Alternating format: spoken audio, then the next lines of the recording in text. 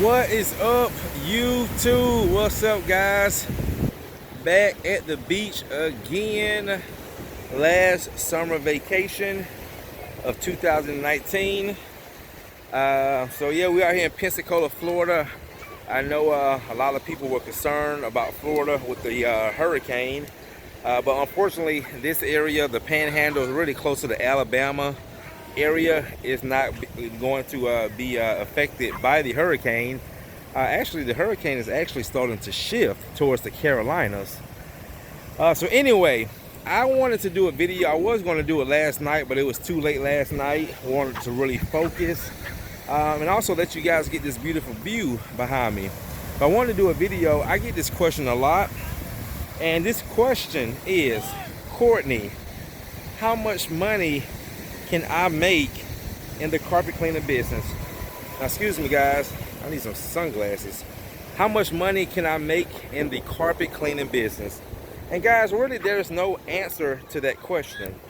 Now, being realistic, just to throw the numbers out there, the average owner operator in this industry make about $40,000 a year. To me, that's pretty low. I feel like any owner operator, at least after your second or third year, should be doing over 100,000 gross. But you know, hey, I do consult with a lot of cleaners to see what their weaknesses are, to see what they're having problems with. And most cleaners, their problems is marketing.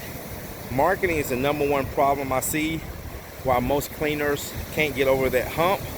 And #2, most cleaners, they don't know their ideal customer. When I say that, most cleaners, guys, most carpet cleaners, when they get in this industry, they just go after everything. Anybody that throws a dollar their way, they do it.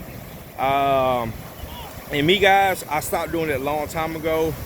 I started focusing on a certain kind of customer that I wanted to work for.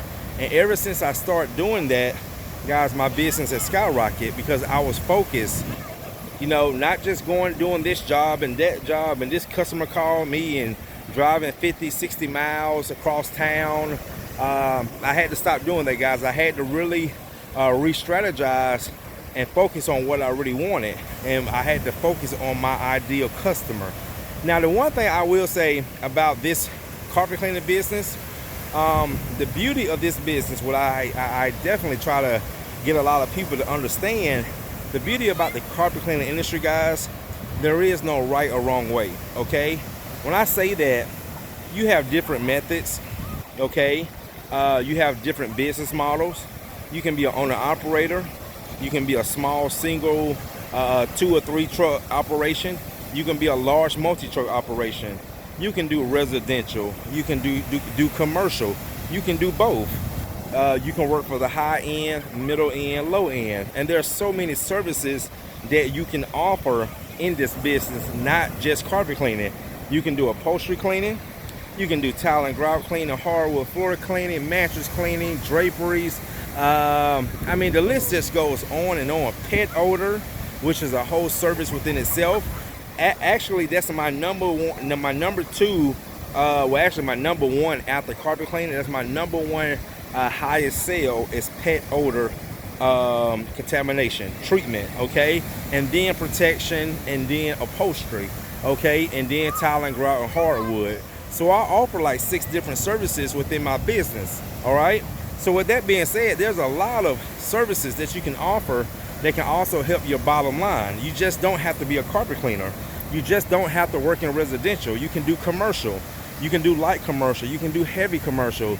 I mean, guys, the opportunity that you have in this industry, guys, is unbelievable. So when I say that is that, and again, you don't have to do all of them. You don't want to focus on doing all of them. You want to be, at least in my opinion, you want to be picky, okay? I love when my business got to a point where I was able to be picky and choosy of who I didn't and did not want to work for, okay? And that was a better way for me to identify who I was as a business owner and also a cleaning technician.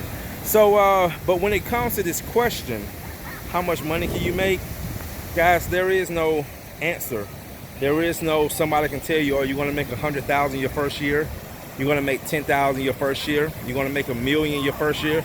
You don't know. All I will say is put the work in, okay? Put the work in. Do what you got to do.